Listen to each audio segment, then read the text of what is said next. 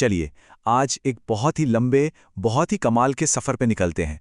एक ऐसा सफ़र जो आज से 460 करोड़ साल पहले शुरू हुआ था। इस कहानी में हम देखेंगे कि कैसे हमारी ये धरती आग के एक गोले से बनी, कैसे इस पर डायनासोर जैसे विशाल जीवों ने राज किया और आखिर में कैसे हम इंसानों ने इस दुनिया पर अपनी एक अलग ही छाप छोड़ी। तो तैयार हो जाइए, ये कहानी शुरू होने वाली है। 460 करोड़ साल। जरा सोचिए ये नंबर कितना बड़ा है। इसे तो दिमाग में बैठाना भी मुश्किल है।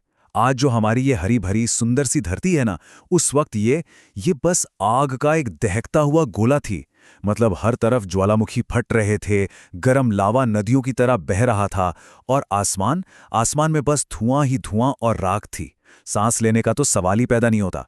तो फिर सवाल ये उठता है कि ऐसी खतरनाक आग और जहर से भरी दुनिया में जिंदगी की शुरुआत आखिर हुई तो हुई कैसे? मतलब जब हवा में सांस लेने के लिए ऑक्सीजन थी ही नहीं, सिर्फ जहरीली गैसें थी, तो फिर ये सब शुरू कहां से हुआ? और बस यहीं पर हुआ हमारी धरती का सबसे पहला और शायद सबसे बड़ा करिश्मा। एक ऐसा चमत्कार जिसने सब कुछ बदल दिया। वो आग का गोला अब एक ऐसी दुनिया बनने जा रहा था जहां जिंदगी सांस ले सकती थी। पता है ये कैसे हुआ? लाखों साल तक लगातार बारिश होती रही। ऐसी बारिश ने जिसने धीरे धीरे इस जलती हुई जमीन को ठंडा कर दिया और इसी से बने हमारे विशाल महासागर। फिर इन्हीं गहरे समंदरों में जिंदगी ने पहली बार आंख खोली। बहुत ही छोटे छोटे जीव, इतने छोटे कि उन्हें आंखों से देखना भी नामुमकिन था। और सबसे कमाल की बात तो ये है कि इन्हीं नन्हे जीवों ने वो काम किया जो किसी ने नहीं किया था। इन्होंने धीरे धीरे ऑक्सीजन बनाना शुरू कर दिया और बस धरती का पूरा माहौल ही बदल डाला। तो जब हवा में सांस लेने के लिए भरपूर ऑक्सीजन हो गई, तब जाकर धरती पर बड़े बड़े और ज्यादा जटिल जीवों के आने का रास्ता साफ हुआ। और फिर लाखों साल बाद वो दौर आया जब इस धरती पर उन विशालकाय जीवों ने अपने कदम रखे जिन्हें हम आज डायनासोर के नाम से जानते हैं। और ये वो समय था जब धरती पर सिर्फ और सिर्फ उन्हीं का राज चलता था।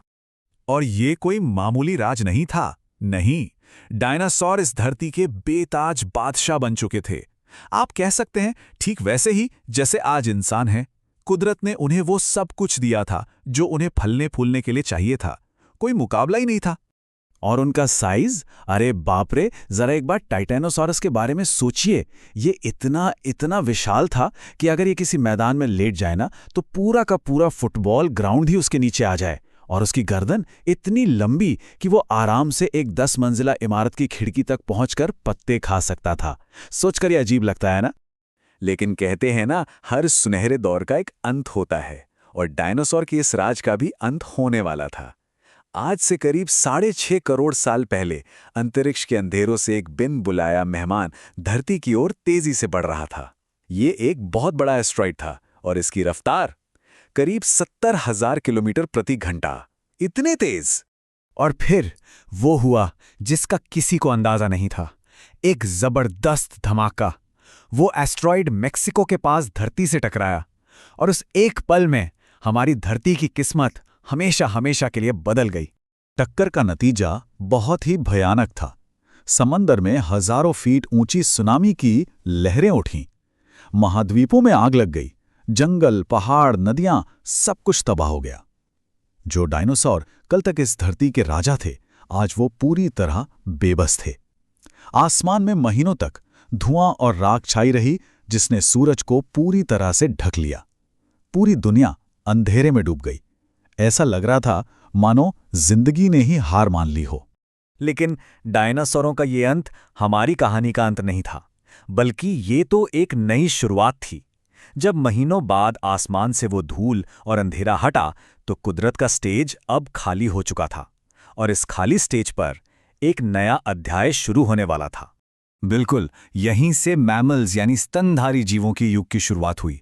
वो छोटे छोटे चूहे जैसे जीव जो अब तक डायनासोर के डर से जमीन के नीचे छिपे रहते थे, अब वो बाहर निकल कर आने लगे थे। दुनिया के सबसे बुरे शिकारी तो खत्म हो चुके थे, तो अब इन छोटे जीवों के लिए मैदान पूरी तरीके से खुल चुका था। और इसी दौर में वक्त आगे बढ़ा। करीब 2.5 करोड़ साल पहले अफ्रीका के घने जंगलों में हमारे पहले पूर्वज दिखाई दिए, जिन्हें प्राइमेट्स कहा जाता है। फिर मौसम बदला, जंगल सिकुड़ने लगे, तो इन जीवों को पेड़ों से उतरकर जमीन पर आना पड़ा। और यहीं से एक बहुत ही बड़ा क्रांतिकारी बदलाव आया। 2 पैरों पर चलना। और इसी सफर में करीब 3 लाख साल पहले पूर्वी अफ्रीका में जन्म हुआ होमो सेपियंस का, यानी हम जैसे इंसानों का। लेकिन एक मिनट, उस वक्त धरती पर हम अकेले नहीं थे। हमारे जैसी और भी कई इंसानी प्रजातियां थीं। तो फिर सवाल यह है कि होमो सेपियंस में ऐसा क्या खास था जो बाकी किसी में नहीं था? क्या हम ज्यादा ताकतवर थे? नहीं। जवाब हमारे शरीर में नहीं, बल्कि हमारे दिमाग में छिपा था।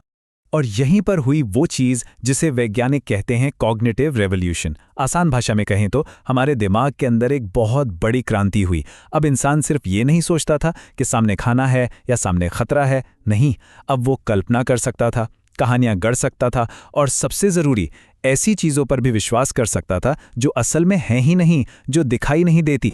तो इसका नतीजा क्या हुआ?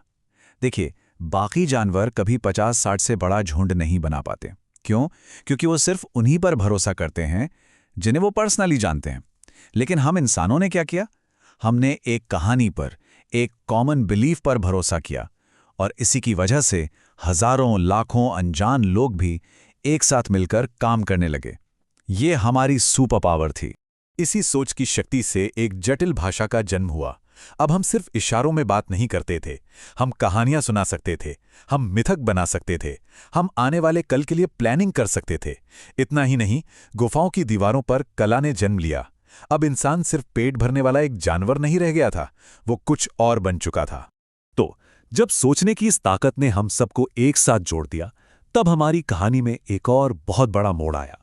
करीब 11,000 साल पहले धरती पर आखिरी आइस एज खत्म हुआ।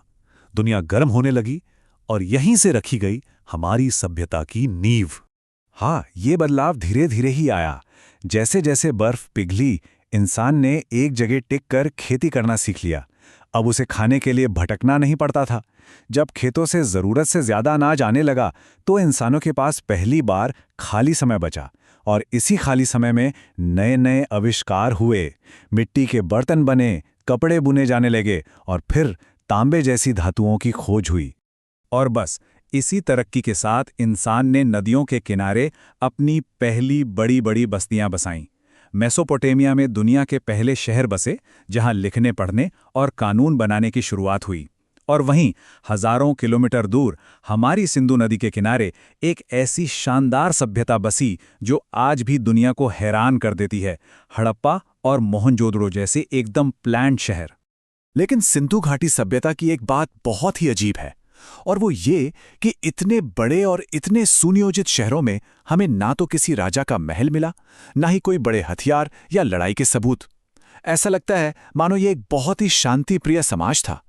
आखिर ये कैसे मुमकिन था? ये आज भी एक बहुत बड़ी पहेली है। तो 460 करोड़ साल का ये सफर आग के एक गोले से शुरू होकर एक ऐसी दुनिया तक आ पहुंचा जहां शहर बस चुके थे। ये एक ऐसी यात्रा थी जहां इंसान ने सिर्फ पेट भरने वाली दुनिया को बहुत पीछे छोड़ दिया था। अब वो एक ऐसे रास्ते पर निकल चुका था जहां वो सिर्फ अपना नहीं, बल्कि इस पूरी पृथ्वी का भाग्य लिखने वाला था।